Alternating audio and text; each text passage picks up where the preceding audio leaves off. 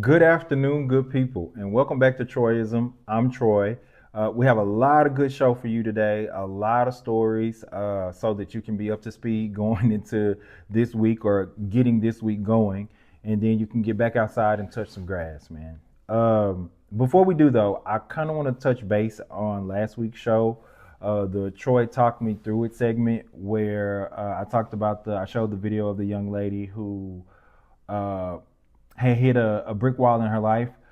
I didn't realize how affected I would be talking about that, and not vulnerable in the sense of sharing my personal experience of, giving myself a grade and stuff like that. But more so after that, I've been pretty, I don't know, vulnerable, exposed. I've been feeling very raw, I guess, so to speak. But I don't know. I sat with that portion of the show because I only watched the show once. When I do the final edit, I watch the final edit once before I premiere it for you guys. So I did the run through the last edit and the watch of the last edit rather. And I don't know, watching that, it made me feel, I don't know, I still haven't really assigned language to it, but yeah, it. I gave myself the entire first season to kind of get comfortable in this seat and get comfortable with sharing experiences and being vulnerable. But I don't know. I think last week's show kind of cracked something in me because I still feel different. So I don't know how that's going to show up in this show, but I just kind of wanted to put that out there just in case it does. Um, Also, going into season 2, I'm already kind of planning for season 2. We will be inviting some co-hosts to help me host the show, where we'll just kind of share or exchange thoughts about the stories we report on. Got some very interesting people with a lot of personality coming on, so I know you'll enjoy that. So sit back, relax, and we're gonna start getting into these stories. Thanks. All right. So when we last left off talking about Diddy, I believe we were talking about, oh, the jury was deliberating. So of course you'd have to be under a rock to not know that the jury has deliberated and Sean Diddy Combs was found guilty of only 2 counts of transportation to engage in prostitution, meaning he was found not guilty or acquitted of the racketeering conspiracy charge as well as the sex trafficking charge, which is a win for him. Excuse me, a win for him. It's also a win for his legal team uh, because the 2 charges he was convicted of do not carry a mandatory minimum, meaning it's not a guarantee that he will serve jail time for those offenses. The 2 that he was convicted of, however, carry a sentence up to 10 years. I'm sure you all have been reading the legalese about this all week, and if the sentencing will be concurrent or anything like that. You can read all of that information. What we know now is he is scheduled to be sentenced October 3rd. It clearly appeared from the jovial spirit of his family entering the courthouse versus their somber mood leaving the courthouse. They were expecting him to be released today on bail, which did not happen. The judge decided to retain him until his sentencing again in October. So you can look up all the specs, and by the time this show airs, you will have all the specs of if the sentencing can be congruent, or if he'll get out, or will it be time served. You can look up all of that. What we will talk about is, what does this look like going forward, and not just for Diddy. I think a lot of people want to know what Diddy will look like on the other side of this. How will Hollywood and entertainment and music receive Diddy on the other side of this? While we kind of have an inkling, certain celebrities who have been rat piss on cotton quiet this entire sentence uh, took to the social media streets to celebrate the verdict. Unfortunately, the people weren't surprising. You saw Tiny was in the comments, Ti's wife. Who else? I think. uh I think, I don't know if it was real or not, but somebody showed that Atlanta Housewives Portia and Shamia liked the comment of him getting out. I think Kim Porter's best friend uh released a statement or something. I think she made the post actually. Kim Porter's best friend made the post, and then I think everyone else kind of participated under that post or whatever. That's Here's what I'll say about that, and about Hollywood, and about entertainment, and about what we've learned in the last 10 years or so since we got the Weinstein, and then later the Epstein, and all of that. So what I will say is, I don't want you to conflate violating and breaking the law with people having very extremely sexually charged lifestyles. So I don't want you to conflate the two, because one breaks the law and one doesn't. The issue with this is, in going forward, and honestly, just my idea of it all the way around, we have to kind of put a pin in black excellence. Uh, Black excellence has been getting her ass whooped for the last maybe 5 to 10 years. I haven't even covered the Tyler Perry stuff yet, just because there's still stuff coming out about the Tyler Perry, the initial lawsuit and stuff like that. So I haven't even covered it yet, just because I kind of want a well-rounded story, because I feel like there's going to be more than what we know now coming to light. And so I'm keeping a pin, or keeping that one on ice on purpose. So back to the Diddy situation, and back to the whole black idea of black excellence. I think black excellence now just means you have to be black, and we stamp it excellent, because before it felt like we were excellent and happened to be black. And I think we need to get back to that, because right now this is not excellent. It's not excellent having this man's illustrious legacy put on the line for this type of stuff. That's not excellent at all. And you can call it a witch hunt. You can say whatever side of it you sit on. It's a witch hunt. He's a horrible person. That's not really what I'm saying. What I'm really saying here is, we have to get back to the space where these artists consider their legacies more than they want the general public to. Because the first thing everyone says is, oh, but you have to consider his legacy. He has to consider his legacy. And that he is not Diddy. That he is every prominent black figure, public facing figure. Let's take a break.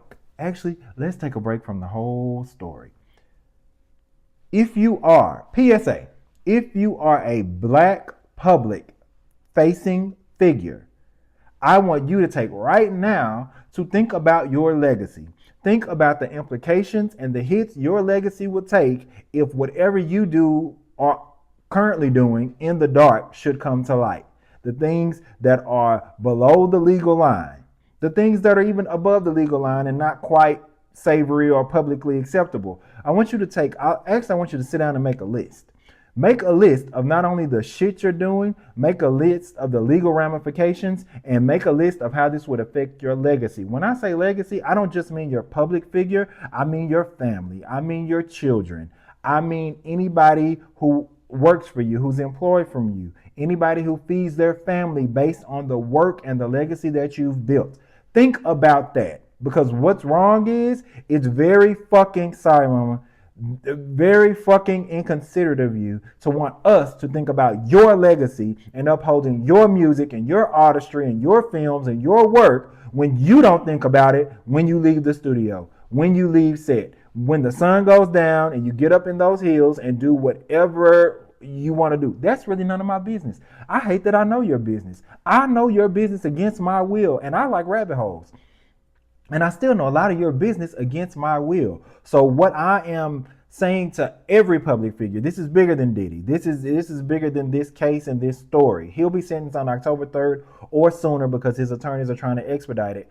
But what I'm saying to you all is, consider your black excellence before you make it our burden to carry. It's not our job to uphold your legacy. It's not. It's our job to keep your music alive and keep your art form or whatever it is, and take your art and evolve it into something new that lives far beyond you taking your last breath. That's what we're supposed to do with your legacy. We're not supposed to sit around and have roundtables and think pieces about how you did really good work while you were at work, but when you went home, you were a piece of shit, not even fitting to probably have a heartbeat. Think of that before anything you're doing goes public, because I'm telling you now, we're not going to give you the benefit of the doubt on the strength of your legacy going forward. Think about your own fucking legacy. It's not ours, it's yours. And if you can squander your legacy on sex trafficking, if you can squander your legacy on weapons, if you can squander your legacy on drugs, if you can squander your legacy on scamming people out of money, if you can squander your legacy on any of those things that will get you jail time, then we will just have to allow you to tear your legacy down. Think about your own damn legacy. Stop making your legacy our burden. We already buy the movies. We already pay to go see the movies, rather, or we pay for the streaming services. We listen to your music. People are fighting on the internet right now over their favorite artist's music. The least you can do is not be a fucking creep. Learn something from this. Like, serious, like, no, shout out to Tyra, but no Tyra. Learn something from this. It doesn't have to be you. But I'm telling you, going forward, if it is you, we will not be giving you no black pass. You don't get a black pass for mistreating people, because 9 times out of 10, the people you mistreat are black. Where does that leave us? So we're going to put a pin in black excellence and just get back to being decent fucking human beings, okay? So we'll take a break. Y'all sit with that, figure that out, and we'll come back with another story that's not. Anyway, we'll be back. Okay, and now for some good news coming out of Hollywood. Governor Gavin Newsom just approved a $750 million tax credit budget for the entertainment and film industry, which is great because currently it's at 330 million. And we've seen, I mean, anybody who's here or the world abroad, you can see that Hollywood is taking a hit with streaming, with strikes, with AI. I mean, Hollywood is suffering right now with lack of creativity. I mean, we have so many cinematic universes. We have so many remakes. We're relying on the low-hanging fruit right now in Hollywood as far as content. So this tax credit is going to be great. We've already seen that it's still possible. There's still a pulse in the creativity of Hollywood as recently as Michael B. Jordan and Ryan Coogler for Sinners. It's an independent work, and it did amazing at the box office. It's on streaming now, doing great on streaming as well. So there is still a hunger and a potential for people to make quality original content that people will buy into. So hopefully this tax credit will encourage people to get back to making good work or great art that they believe in. Because right now we're just kind of reheating the nachos. Oh, let's make a Fast and Furious 45. Oh, let's make a Superman fights Thanos, fights Batman, kisses Catwoman. Like, we got to stop. Like, it's embarrassing at this point. So I have some ideas. Just in case you're stifled, I'll give you 2 of them. I have a ton of them. But if you want more of them, call me. But I have 2 of them that I think would do really well. First one, because, you know, I live in the old Hollywood rabbit hole. So I know a lot about actors and entertainers of yesteryear and their lives and their stories, because it's quite fascinating, actually. And if you have time, look into that rabbit hole of, you know, the actors that have, you know, since passed or not relevant anymore. Look into their lives, and it'll kind of create a full circle for you to where you can understand that there is nothing new under the sun. The music entertainment has been full of pimps and hoes. And if I told you who some of the pimps were from back in the days, your jaws would drop. If I told you who some of the hoes were, you would probably show up at my house trying to hurt me. Because, yeah, anyway, so look into those. But I have 2 movie ideas that I think would be great. First, I think we should do not a biopic, or is it biopic? I always get that confused. But not the life story of David Ruffin, because we already had the Temptations movie, which was a great movie. It was made for TV, but it was really good. I don't think we should touch that. But most people don't know, David Ruffin's funeral was actually very, very entertaining. So we all know David Ruffin passed. I think he passed in like the early 90s or whatever. But So let me paint the picture for you. Los Angeles, 1991. So David Ruffin had just, I think, was either in the process of doing the Temptation reunion tour or had just come off the Temptation reunion tour. He was, getting himself back together, getting a little money in his pocket. So anyway, David got back on drugs and got a bad bag. So if you go back to the night that David Ruffin died or went into the hospital, the ER was actually full across the city because apparently there was just some stepped on drugs out there. And a lot of people were coming into the hospital, kind of like we do with fentanyl now. A lot of people were coming to the hospital because they had apparently got a part of that bad bag. Well, David Ruffin was no exclusion. Either way, David Ruffin dies. His funeral. I don't want to give it away just in case somebody in Hollywood sees this and want to make the movie. I don't want to give you spoilers away, but this is what I'll say. There was tussling at David Ruffin's funeral.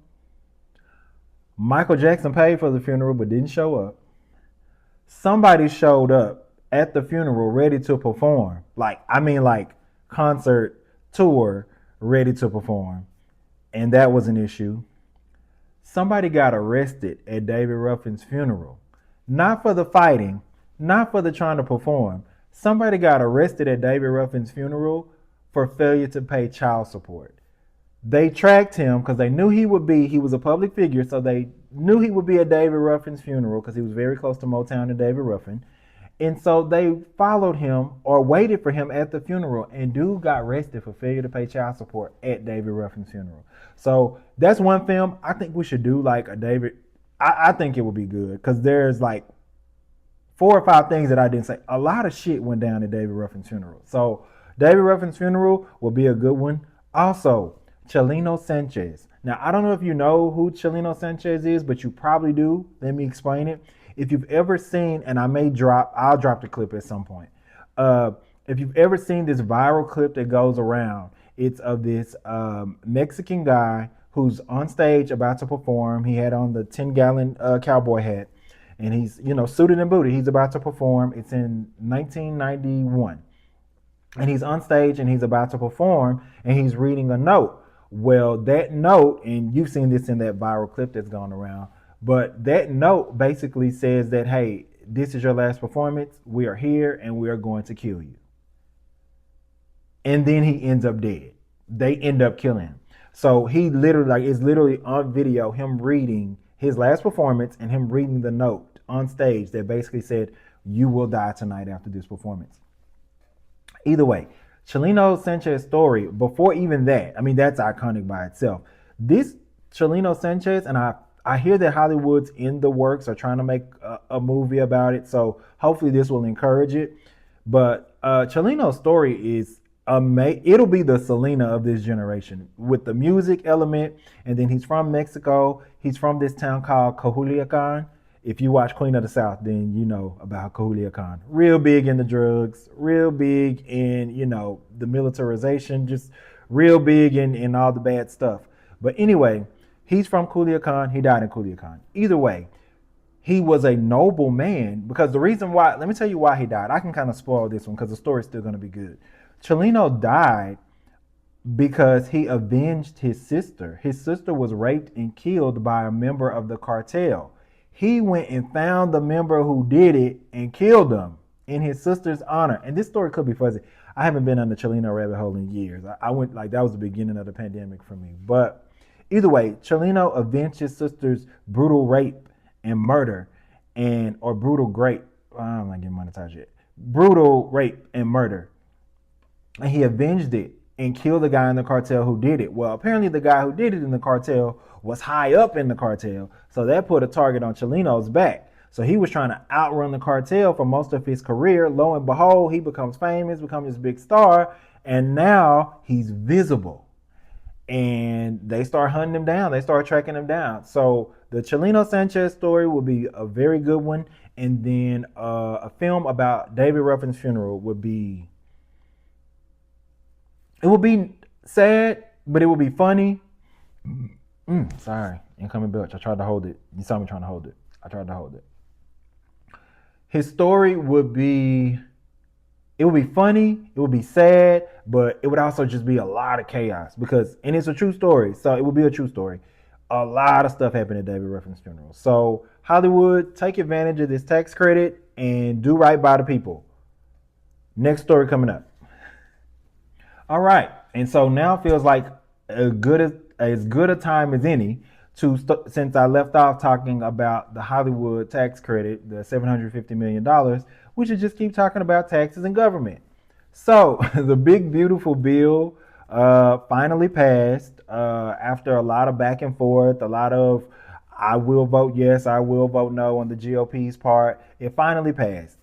It actually has already been signed into law by President Trump, and some of the benefits are even retroed back to his first day of assuming office, January 19th or January 20th, 2025. So you can take your time and read through the 900-page bill if you'd like, which you probably won't, which most GOP officials didn't, which is why they didn't know a lot of stuff. So I'm actually going to be as fair as I can. Overall, though, it's not good. But I will be fair and I will highlight the things that you could potentially benefit from. So, the biggest winners, of course, the top 20% earners in the country, corporate America, some small businesses, the the chambers of commerce, as well as the business roundtables, all are excited about the passage of the bills. There's a lot of write-offs and the tax cuts from 2017 that Trump initially put in place that we were kind of phasing out under Biden, all the way up until I think like 2022. Those are coming back, and those are set to stick around for at least 5 years. So the business sector is very happy. High income Americans. So the highest earners, the top 1%, will stand to add an extra $13,000 onto their pay because of tax rebates and tax cuts because of the big beautiful bill. The workers who receive tips and overtime, I know there was a lot of controversy about whether this was in the bill or not. I think it was added at the last minute, but that's only up to $25,000, which is great, I guess. It's good. I mean, no tax on tips, no tax on overtime. You know what, though? If I'm being honest, no tax on tips and no tax on overtime is great. But even if they could just get us back to it being taxed at the regular rate of your salary, that would have even been a win. I mean, this is good. This is great, actually. But them just getting us back to the regular tax amount on your regular salary would have been great, because we all know that tax, overtime and bonuses are taxed a lot higher. So, I mean, you're working overtime essentially to give it to the government anyway. So that's one of the benefits. Now let's talk about the part that, that has gotten the most noise, I guess, or made the most noise rather. The people who will be worse off, low income Americans. If you make $18,000 or below, it is going to be rough. You will see roughly $165 additional that you'll be able to get in your taxes. Not a month, that's a year. So not really great. Not really great for you. Those who fall between 18,000 and 53,000 would get about a $30 bump in income. This is not great, people. Not great for people within these tax ranges. If you fall between the 53,000 and 96,000 tax range, then you'll stand to make about an additional $1,400 a year with a 1.8% increase. And I know these are all just numbers now. Like I say, I would implore you, even if you don't go and read the entire bill, go find a page with the highlights, depending on who you're loyal to in the media. I'm on CNN Business, so that's pretty middle of the road, although a lot of GOP don't want to think so. It's pretty middle of the road. So CNN Business will give you at least a good starting point to how all Americans will be affected. All right, so we're still on the list of worst off. Hospitals. Hospitals stand to lose the most because there's been about $1 trillion cut in Medicaid benefits. And real quick, real simple, I know they want to cut Medicaid because they want to limit illegal immigrants and undocumented citizens from getting the Medicaid benefit. But let me tell you how this works. If those individuals having emergent care, they're going to go to the emergency room. If you've ever received a bill from the hospital, you're a PCP, or going to the emergency room, you know that bill almost quadruples. So what happens now is, now that we've cut Medicaid for these people, there's gonna be an influx in the ERs. They will receive the care because doctors can't refuse life-saving care. So they will receive the care, and then that money will be added to your premium, the American premium, the premiums you pay for your insurance. You will see them go up because ER costs are going to rise. That's not where this thing stops. The hardest hit will be those rural hospitals who heavily depend on Medicaid and Medicaid incentives to benefit, to supplement rather, or actually just benefit, to benefit their rural hospital structures. They live on it, they thrive on it. It's how they pay their salaries, it's how they get adequate and good care to the people who live in those rural places, which unfortunately will be a lot of people who probably voted for Trump. So you're gonna feel this. We're all gonna feel it to some degree. Either your premium will go up, you'll feel it in that sense, or you'll lose your local hospital. So when you have an emergency now, instead of going maybe, and it's rural, so instead of driving 25 minutes, you may have to drive to the nearest big city to get care, which means that if an ambulance can't get you there in time while preserving life-saving measures, then you'd have to be life flighted. Do you know how much life flight costs? A lot of money. So this, we'll see how it rolls out, but right now it's not looking good. Just with my background, I used to work in home health for pediatric home health for children who had some level of medical acuity, be it a trach, whether they were vented, whether they had a feeding tube, nasal cannula, whatever. All of the kids needed care. A lot of those families are Medicaid recipients, a lot of them. And while I hope and I pray that these cuts don't directly impact those kiddos, they could stand to, because with the reduction in $1 trillion in a cut to Medicaid, they will have to be more sparse in the care they provide. They will have to be more.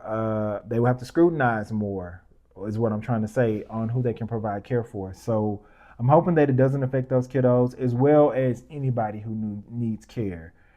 So this one seems a little cruel. We'll see how it shapes up. I'll definitely we'll be tracking this BBB the entire time, because it's one thing to sign it, it's another thing to see how it begins to affect you. And the thing about policies, at best, you can feel the effects of a policy within 60 days. 90 days, you're in the full swing of it. So we're gonna keep an eye on this with the hospitals and the Medicaid cuts. Clean energy and EVs, the thorn that's up Elon Musk's ass. He's really upset about this. He claims to not be, but it is like a dagger, especially to someone you consider to be your friend, or at least somebody that you work really well with and could have been very influential in getting him elected. I'll leave it right there. So yeah, there's been a cut to clean energy and EVs, the $7,500 tax rate or tax rebate. Hey, if you're trying to get an EV, get it before the end of September. That's when the $7,500 rebate ends. It ends in September. So if you are trying to get that rebate, get in there before September. Get your car so that you'll qualify for that rebate. It was previously scheduled to last through 2032 because of course, the Biden administration. But with the signing of this bill, the kibosh has been kiboshed. So if you want an EV, try to make some moves before September, because that tax credit is going to go away in September.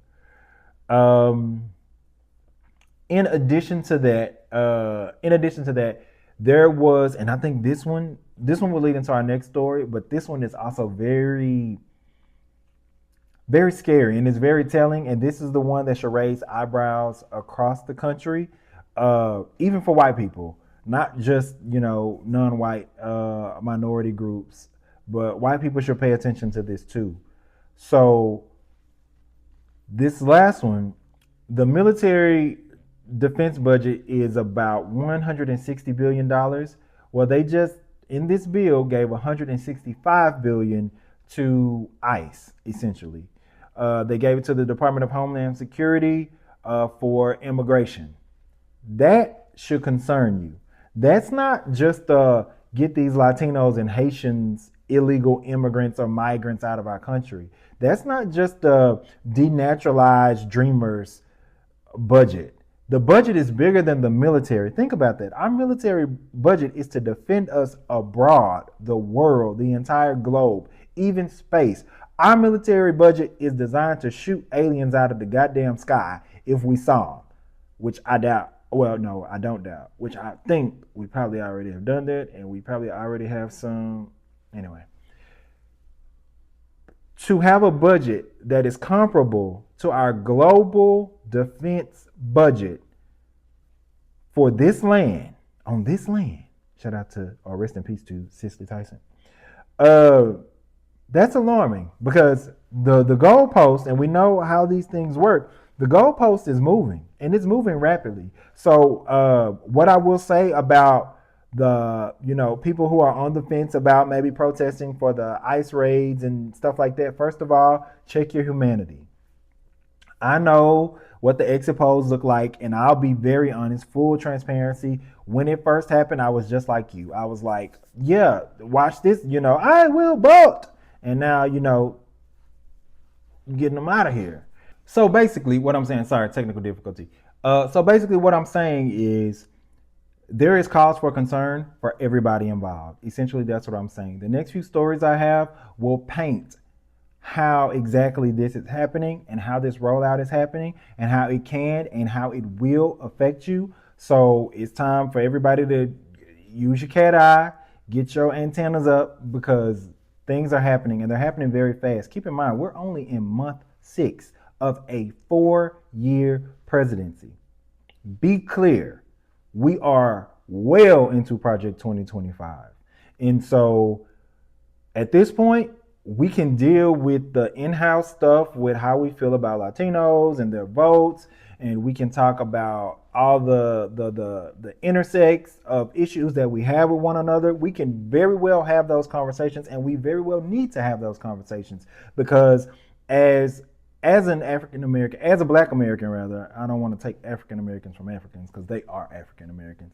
As a Black American of African descent in this country, there are definitely conversations to be had about the treatment of Black Americans in this country, not even dealing with white people, but just the vestiges of slavery, the vestiges of white supremacy, and the other minority groups who use those tropes to inflict harm against Black Americans in this country. That is a conversation to be had. That is not a conversation we or I will ever brush under the rug, and I will go toe to toe verbally with anyone who wants to have that discussion. We can have it.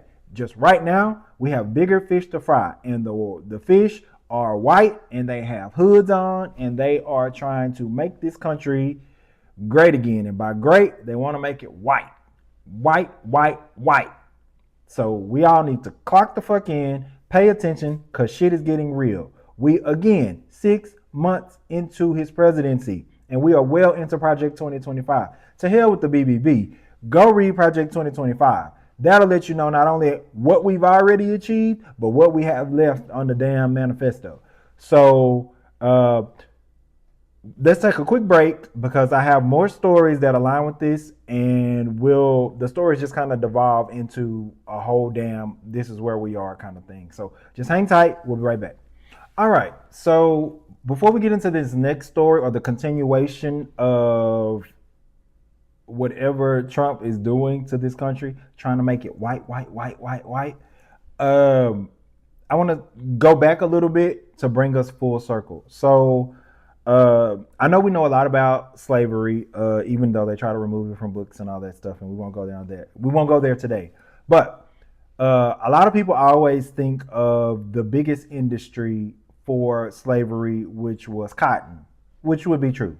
But there were other plantations. There were sugarcane plantations. There were several types of plantations, with cotton just being the biggest industry business. But in Florida, they had sugarcane plantations.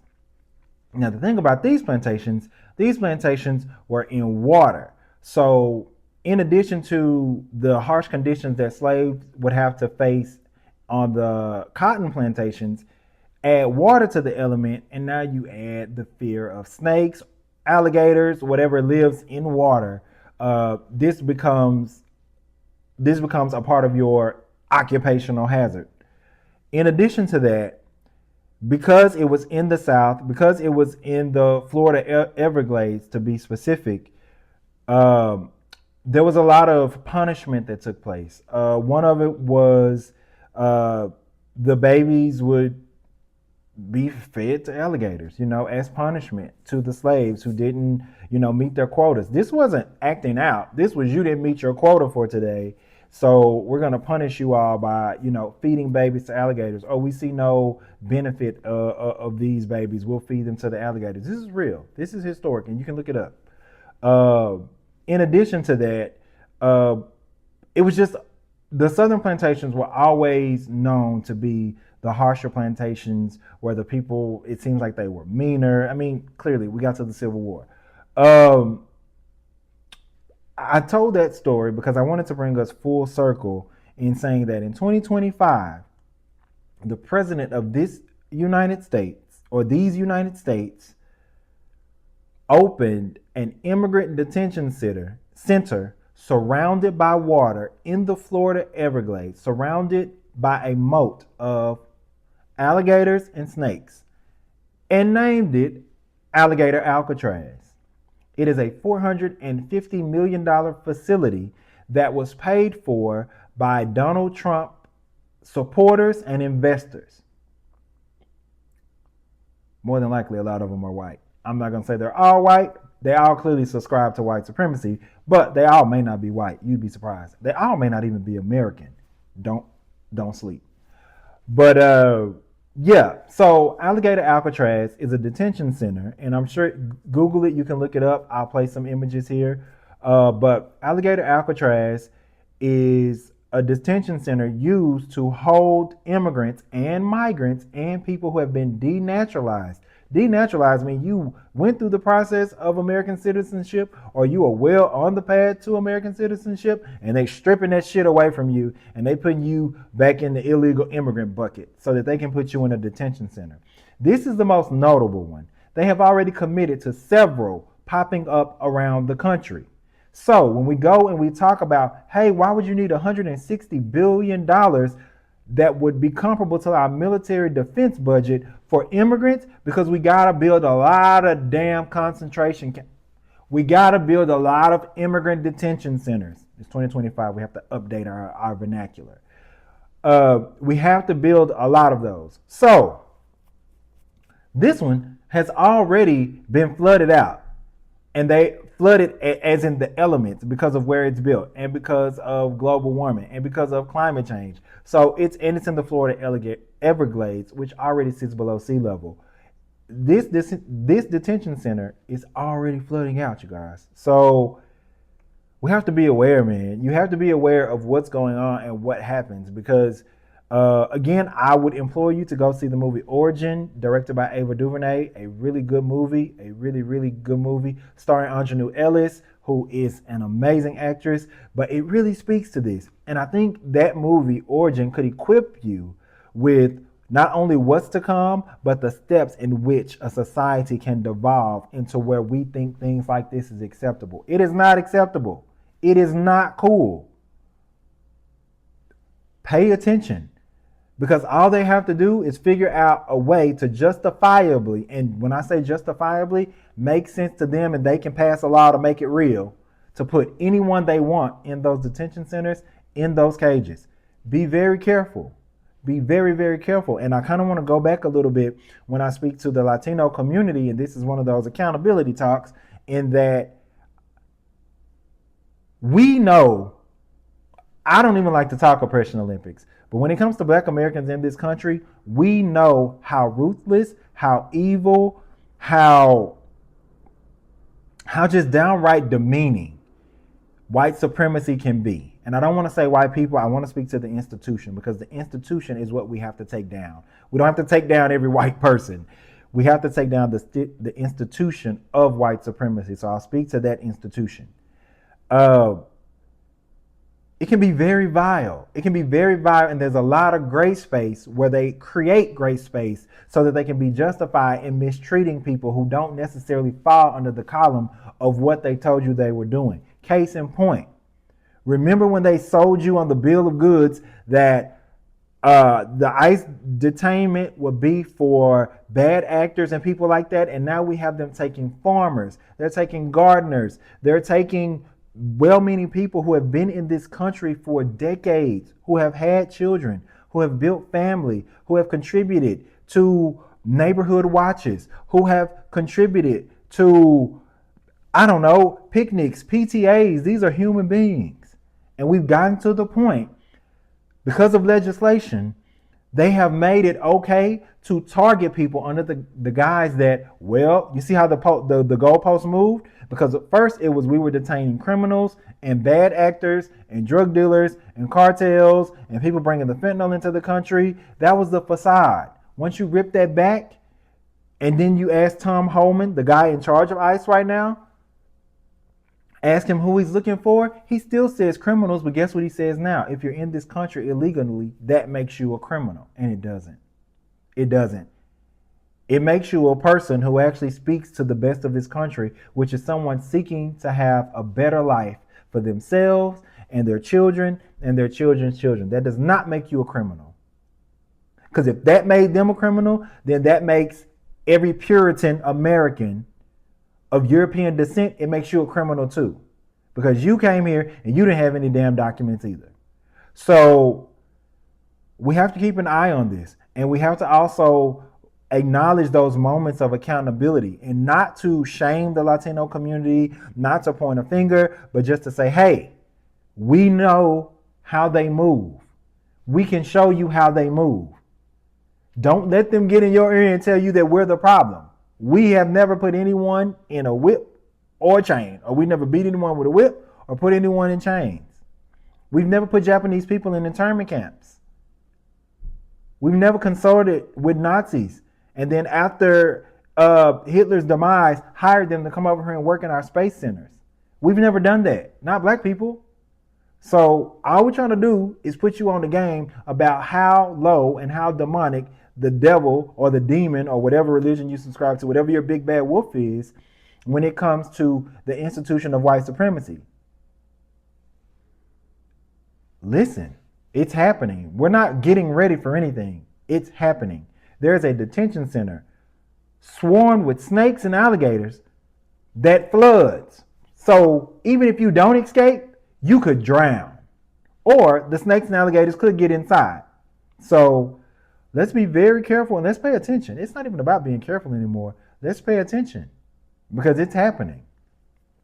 In addition to that, before we go to our next story, in addition to that, to give you more of the remnants of slavery, the president did a speech where he said, hey, we may have to hold off on some of our deportations of Latino immigrants because a lot of the farmers across the country are saying they are losing their workers.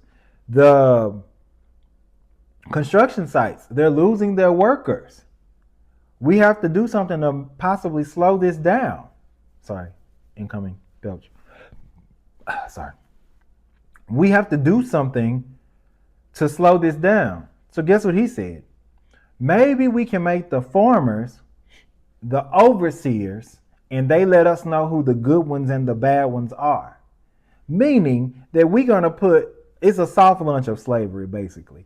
You can work here, you can work at my farm, and President Trump won't touch you. But if you piss me off, if you call out, I can call them people on you and they can meet you at work the next day and pick you up. One, I'm trying to hip you to these slippery slopes because the last slippery slope y'all didn't catch. Y'all didn't catch the, oh, we're only going to get the bad ones and then now everybody's a bad one. So let me hip you to this one. If for any reason, if these farmers get upset, they can call ICE and have them pick them up. It doesn't have to be because you're a criminal or because you're a bad person. It could be you called out for work because you were sick and they really needed you to come in. Or it could be that you've worked at the farm for 10 years, but now you want upward mobility, or another firm wants you to work for them and they're going to pay you double, or they're going to give you a sizable increase in pay. Well, your last owner, your last farmer could call ICE on you and have you deported. I'm not laughing because it's funny. I'm laughing because, like, what the fuck? They can have you deported before you even start your new job. There are no rules in this thing. Definitely not from the dishonorable side. Pay attention. Pay attention. So we're going to take a breather, bring the temperature down a little bit, because while this story is also threaded through the Trump administration, I definitely want to handle the next story with a little more sensitivity. So let's cool the temperature, take a break, and we'll be right back. All right, we're back. Can you tell I'm getting comfortable? Like my voice is, I'm getting passionate about these stories, and I'm like, Sean, this is how I talk to my friends when I'm talking about this stuff. I'm like Joe Clark, like, get the chains on the doors, the enemy's at the door. Like I get real passionate. So thank you for bearing with me. It just means I'm comfortable. I'm getting comfortable with this process. I'm getting comfortable with you, which means the shows will get better because more of me and less of the representative of who I think should be in this space. More of that is dissipating and more of me is showing up. So I just wanted to say that before we got into the next story. And I also wanted to kind of calm the temperature, like I said in the last segment, for a few reasons. One, this story hits close to home because it occurs in Texas. Two, it involves loss of life, so I definitely want to be respectful. While it still does speak to the deficiencies of this Trump administration. I don't want to lament on that too much. I kind of just want to talk about the story and those affected right now because it's an ongoing story. If you don't know what I'm talking about now, by now, Governor Greg Abbott of Texas said Sunday afternoon that some 41 people were missing from the flooding in Central Texas, adding that the search rescue efforts were still underway. As of Sunday afternoon, the confirmed death toll stood at 70, according to officials. And just a quick breakdown geographically, that's 59 people in Kerr County, which was kind of like the epicenter, 4 in Travis, 3 in Burnett, 2 in Kendall, 1 in Williamson, and 1 in Tom Green County. At least 30 people in various counties are officially listed as missing, including 11 campers and counselors from Camp Mystic. I think right now the toll is 14 children have been declared dead. So first and foremost, my heart goes out to the families, those who are still in the search efforts, those who have gained word that you have lost family members. To those who have not lost family members, you still have each other, but your lives have been turned upside down, loss of property.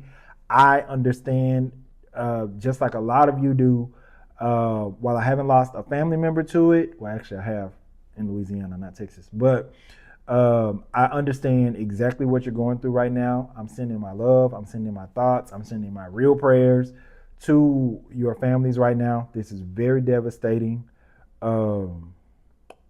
As someone who has survived and not evacuated hurricanes in Houston, who has dealt with flooding in Houston, who has dealt with flooding in Austin, Texas, which this is central, so it's generally, this is the Austin, Texas region or area, the hill country, to even being in Dallas, dealing with tornadoes, you name it, and now I've transferred all of those natural disasters into wildfires and hurricanes and, not hurricanes, wildfires and earthquakes here in LA.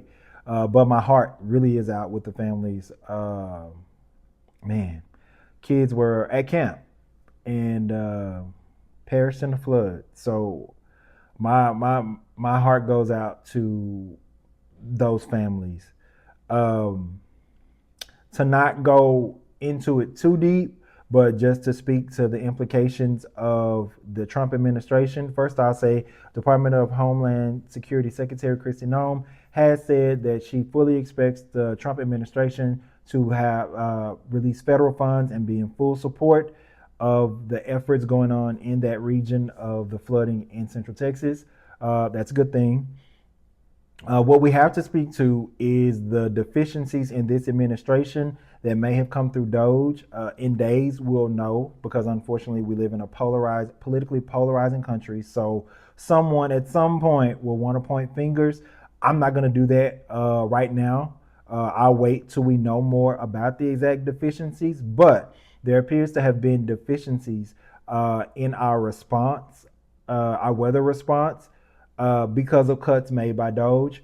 I won't affirm that right now. Like I said, right now it's really about the search efforts. It's really about the families. It's really about the resources. And what I can speak to about the state of Texas is that we're very family and community oriented. Um, Even with the racial segregation, which does still exist, we're still very community oriented when it comes to natural disasters. We all pull together. I've heard that HEB is already in that area or headed to that area with relief. I know that several smaller groups, churches are headed to that area to provide relief as well. So right now, let's just wrap our arms around Texas. Let's do what we can. I also know our governor here, Gavin Newsom, has already made California fully available, be it our National Guard, be it resources, be it loading up trucks, sending resources to Texas. So let's just, as a country, as a nation, put all of our nonsense on pause, not stop it, but put it on pause just for us to come together and rally around this community who have already lost loved ones and still have upwards of 30 unaccounted for. And remember, this is a matter of time. The longer the time goes, the bleaker the outcome appears. So we're sending our hearts again to those in Texas. Um, yeah, our thoughts and prayers are really with those people in Texas. I'm sorry, I'm just kind of going back in my mind. I know exactly how that feels. Just being in Houston for hurricanes, the power's out. Let me just paint a picture for you. The power's out. Power is a big thing for anybody, but in Texas, in July, it's huge. The power's out. Mosquitoes are in feasting season because it's water. It's excess water from the rain. So mosquitoes are on 10,000. Your food in your refrigerators are going bad. Most people in Texas understand the generator game, especially if you live in one of these areas. Sorry. I guess I'm gonna just keep saying sorry because I'm not playing in these. But the generator game, the mosquitoes, the heat. I remember during the hurricane, I don't even remember which one because I've been through so many with hurricanes and flooding in the Houston area. But I remember one where we just went down the strip and the strip of restaurants. And I remember Carrabba's and like nicer restaurants, but also, the more affordable ones as well. They just kind of set out tables out front and they brought their food. The food was going to go bad anyway. And they brought their food out and they made plates for the community. And you could come by and pick you up some plates because people can't cook. There are children. Children need to be entertained. It gets really bad. And night times are, while it's a bit of a reprieve, it's not that much because Houston and Texas in general has humidity like no other. So again, in addition to what we already know about family members missing and those who have been reported dead, the conditions alone will not be great, and they will not be great for some time. So let's think about what we can do. And when I come back to the next show, I will update you. We'll have some resources. We'll have some tangible things that we can do to help out. And I'll also apply some links as I find credible, viable links to help with what's going on in Central Texas. So yeah, I think we'll put a pin in it right there. But track this story because also I've been kind of looking into the news in this region, and it appears from the local weather teams there that this is not over. They're expecting another surge of rain and flooding. So if at all possible, if you're in that region, hopefully you can evacuate to some degree. Yeah, man, it's not good. It's one of the downsides of living in Central and South Texas or Southeast Texas. So thoughts and prayers with the families, thinking of you all. And like I said, we'll follow up with something we can do to help in any way we can. So stay tuned. Final thoughts, and we'll get out of here. Woo, okay. Show 4 felt like a warpath, huh? I was on a warpath. I had to give it to some people, which will probably be a little bit more of that. Like I said, it kind of speaks to me being comfortable or becoming more comfortable with doing this and more comfortable with letting those, those, I don't want to say facades, but those walls. We'll say walls. Just kind of letting those walls down and being more comfortable with, showing up even more of myself and more conversational with you guys. So yeah, the representative is dissipating slowly, and I'm growing into this role and growing into this what we're doing here. So I feel good about that. Um, so this is episode 4. We'll get into our halfway point, which is episode 5, and we'll just carry this thing all the way through season 1. But I'm very excited about season 2. I've already been planning some things, switching some things up, just to make sure that I'm giving you all who are viewing the show exactly what you're looking for. And also, you can use that email, the Troy Talk Me Through It email. You can always use that if you have suggestions, or hell, use the comments. Like, share, subscribe, hit that little notification bell. You know how it goes. This is not your first show on YouTube. I didn't bring you to YouTube. You've been here just like me. I've been on YouTube since people was doing the hip roll. Remember when bros was doing the what do you call it, the hip roll, where they were doing their hips like that? You know what I'm talking about. That I've been here since Itty Bitty Piggy was unofficial. You can only listen to it on YouTube. Shout out to Nicki Minaj. Nicki Minaj. Let me see. I've been here since Fat Fat was singing on YouTube. Remember Fat Fat Dondria? Yeah, I've been to YouTube for a minute, man. But I'm glad you're here. I'm glad to be here in this capacity. Stay tuned, man. We clearly, these stories all are gonna have continuations. So we'll circle back with a lot of these next week just to see where we are, be it the Tyler Perry, the Diddy. I think the Diddy may be on ice for a while unless, like I said, I expect his attorneys to file an expedited hearing to get sentencing, just because he doesn't want to sit there until October 3rd for sure. I'm sure we'll, again, like I said, we'll have more updates about what's going on in Central Texas, crazy, with the flooding, and maybe definitely some resources on how we can help or where we can go to provide assistance to those families. Yeah, I think that's it, man. I don't want to belabor the outro too much. Just thank you for being here. I look forward to seeing you next week. Until then, be kind, man. Be kind to people. This economy, the current administration, now we have natural disasters happening. I didn't even do our AI story this week. I had another AI story, which I'll either table to next week or I'll add to it and bring it back to you before we wrap the season. But there's a lot going on in the world. I said all that to say, ICE, detention, it's a lot of shit going on. So if you can not be an asshole, not be a jerk in the line at Starbucks, if you can not be an asshole in traffic, if you cannot be mean to your friends, if you cannot, just show up in the world lesser than you can be, how about we not? Just for now, until we kind of figure this shit out. Like I said, we can go back to fighting each other and infighting later. We will. Trust me. I'm going to put a pin in it because I have some infights I want to do.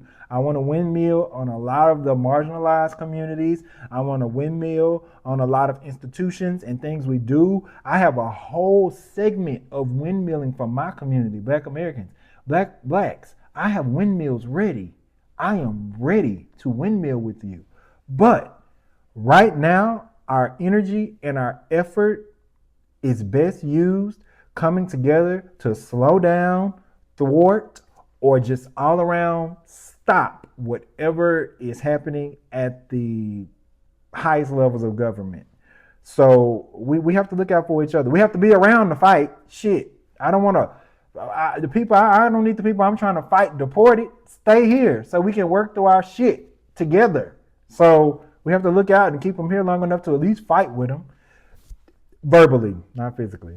No, you gotta put it out. Y'all be out here fighting for real, tussling. Don't put your hands on. I will sue you. Do not put your hands on me. I will sue. I will call the police on you. Do not touch me physically. But no, I said all that to say we can put pins in a lot of shit right now. We have to figure this out. And What I want to say to everyone, every group, especially if you're not Latino, because I think this goes without saying to them, but I want to say this to every other group, whether it be marginalized or white people who don't subscribe to the ideologies of white supremacy. We're losing our numbers. Right now, we have the numbers. But if they keep finding loopholes in government, if they keep finding loopholes in law, if they keep finding loopholes in what am I trying to say? The cops, uh, law enforcement. If they keep finding loopholes in law enforcement, our numbers dwindle because then they get to segment us off.